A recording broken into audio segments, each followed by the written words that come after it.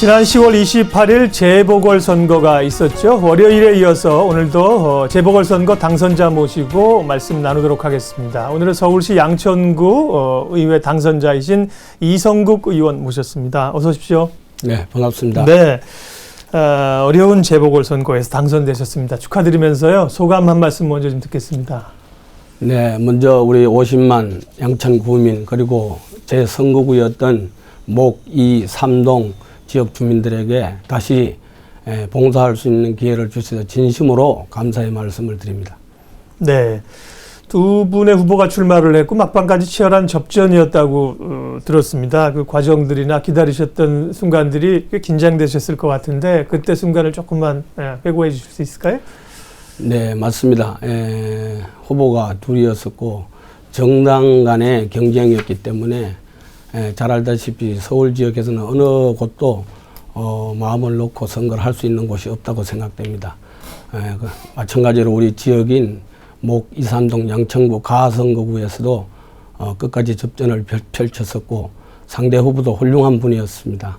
이 자리를 빌어서 다시 한번 경의와 감사 말씀을 드리고 또 제가 일할 수 있는 힘을 주신 주민들에게 이 선거가 쉽지 않았음을 알려드리면서 더욱더 분발하라는 채찍으로 알고 열심히 하도록 하겠습니다. 네, 그렇지만 뭐 초선이 아니셔서요. 4대 5대 양천구 의회 의원을 지내셨고 5대 때는 양천구 의회 의장도 하셔서 그래도 또 떨리고 긴장되시는 거는 또 그럴 수는 있을 것 같습니다. 네, 선거는 마찬가지입니다. 그렇죠. 어떤 선거라도. 네. 제가 4대 5대 의회 의원 선거에서는 네. 양천구에서 사실 최고 득표를 했었습니다만 네. 보궐선거라는 그 특징이 그리 쉬운 선거는 아닌 것이 보궐선거라고 생각이 되었습니다. 그렇겠죠. 예. 그 양천구하고요. 지금 이성국 의원님 또 당선되신 그 지역 현황 좀 소개해 주세요. 네. 잘 알다시피 양천구는 뭐 강남, 서초, 송파, 양천 이렇게 말할 정도로 서울에서는 교육이라든가 이런 모든 삶의 그 인프라가 잘 구성되어 있다고 생각들 하고 계십니다. 그렇지만 양천구는 특이하게도 목동 중심축과 그리고 이제 목 2, 3, 4동 그리고 신월동 상대적 그 빈곤감을 느끼는 그런 지역이 많이 있습니다. 그래서 저희 이번 선거구였던 목 2, 3동도 마찬가지로 목동 중심축과 틀리게 여러 가지로 부족한 점이 많고 또 주민들이 불편하게 생각하는 곳이 많은 지역이기 때문에 앞으로 제가 할 일이 더 많다고 생각을 하고 있습니다. 네, 말씀하신 것처럼 어떻게 보면 번화한 지역과 또 도시에서 어려운 생활을 하시는 분들이 아주 혼재되어 있는 그런 지역 특성이 또 양천구가 있다고 하시더군요. 예. 네. 양천구에서 오래 거주를 하신 거죠? 네. 네. 얼마나 사셨어요? 네. 제가 1981년 결혼을 하면서 네. 양천구에 왔습니다. 그때는 강서구였습니다. 네. 분구가 되기 전이었었고 1988년도에 양천구가 분구가 되어서 이제 25년이 되었는데 제가 결혼을 하면서 우리 처가가 지금 현재 목동입니다. 예. 그래서 이제 양천구로 가게 되었고 네. 25년들 주민들과 함께 동고동락하면서 어떤 곳에 어려운 곳이 있는 것을 좀 다른 분보다는 좀 상세하게 잘 알고 있다고 생각을 하고 있습니다. 네. 처가 쪽으로 오시면서 성공하신 케이스입니다. 예, 여담이고요. 양천구에서 앞서 말씀드린 것처럼 4대 5대 의원을 하셨고 5대에서는 의장까지 하셨는데 이번에는 이제 재보궐선거로 오셨어요. 그 배경도 좀 궁금합니다. 네. 제가 지역 뭐 정치를 할 수 있는 구의회에서 떠난 지가 한 5년이 되었습니다. 네. 이제 이게 급하게 생긴 또 재보궐선거이기 때문에 정당에서는 후보를 이제 선임하는데 많은 고심이 있었다고 생각이 됩니다. 우선은 뭐 당선을 중요시 여겼을 것이고 그리고 또 지역에서 그래도 가장 득표력이 있는 후보가 누군가를 많은 고심 끝에 선정했으리라고 생각됩니다. 그래서 지역에 또 당을 생각하는 어르신들 또 지구당 위원장 뭐 이런 분들이 여러 의견을 절충해서 제가 후보가 됐지 않나 이렇게 생각을 하고 있습니다. 네. 겸손하게 말씀을 하셨습니다. 그 지역의 현안들을 좀 얘기를 하겠습니다. 지금 그러니까 당선되신 곳이 목동 2동 3동입니까? 네, 맞습니다. 예, 목 2, 3동. 목 2, 3동 주민들의 삶의 질을 높이겠다 이렇게 공약을 하셨는데요. 공약으로 내세우신 내용들을 좀 얘기를 해주세요. 네. 목 2, 3동은 공항로 변에 있습니다. 네. 인공폭포를 지나자마자 예. 강서구 염창동과 이제 서로 인견에 이제 있고 또 그럼 이쪽에서 인공폭포 쪽으로 가다 보면 인공폭포 좌측입니까? 예, 그렇죠. 네, 예. 가면서 좌측이고 우측이 이제 강서구입니다. 네. 그런데 그쪽이 원래 한 30년 전에는 사실 주거 환경이나 이런 것이 최고로 잘 되어 있었던 곳인데 네.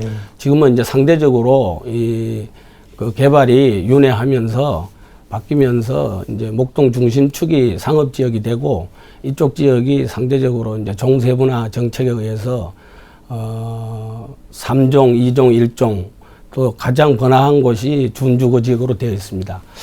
상업 지역이 되지 않다 보니까 큰 도로변에 인접해 있으면서도 여러 가지 용적률이라든가 청고 문제라든가 이런 걸로 인해서 재산상 불이익을 받고 있는 주민들이 상당히 많습니다. 네.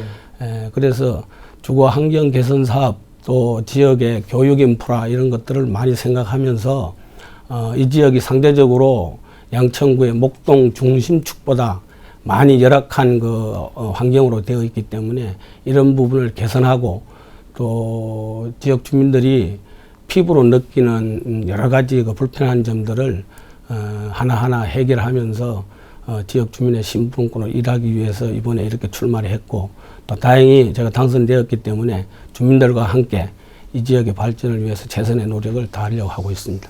네, 구체적으로 선거 때 말씀하신 것들은 자막으로 지금 나가긴 했는데요. 목동 청소년 문화센터 건립이 있고요. 네. 국공립 어린이집이 또 필요하다. 전통시장의 공영주차장 문제, 방범용 CCTV 확대, 노후 경로당 시설 개선 등의 지역 현안들을 주민들과 함께 이루어 가시겠다고 공약으로 거셨습니다.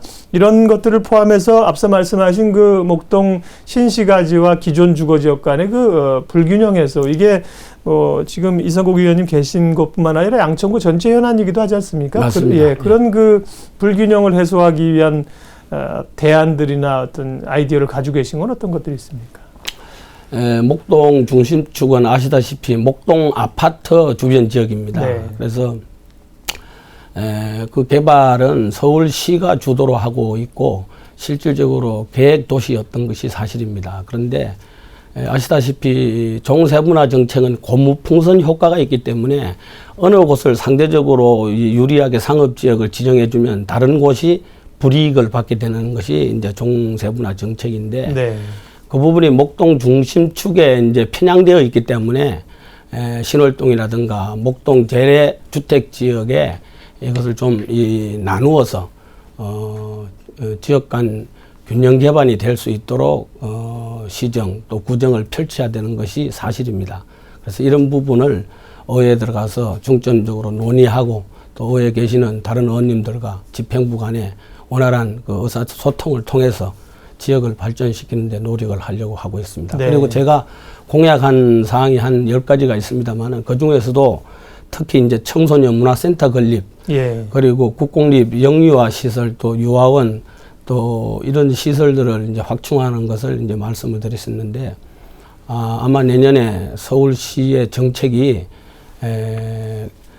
국공립 어린이집 한 300곳을 확충하도록 되어 있는 걸로 알고 있습니다. 한 네. 1,400억 예산을 가지고 한다고 하는데 그래 우리 목 2, 3동 지역에 상대적으로 인구는 많이 있고 영유아 시설이 좀 부족한 편입니다. 그래서 내년에는 꼭 어떤 방법으로 하든지 간에 국공립 어린이집 한 곳을 목 2, 3동에 유치하는 것을 최선의 노력을 할 것이고 그리고 지역에 많은 그 현안들이 있습니다만은 청소년 문화센터 건립은 2, 3, 4동에 인구가 한 8만 5천이 되는데 그 중에서 청소년들이 상당히 많이 있습니다. 그런데 그러한 시설들이 전혀 없기 때문에 그런 부분에 유념해서 청소년 문화 공간을 꼭 하나 제 임기 중에 마련해보자 하는 것이 제 소망입니다. 네.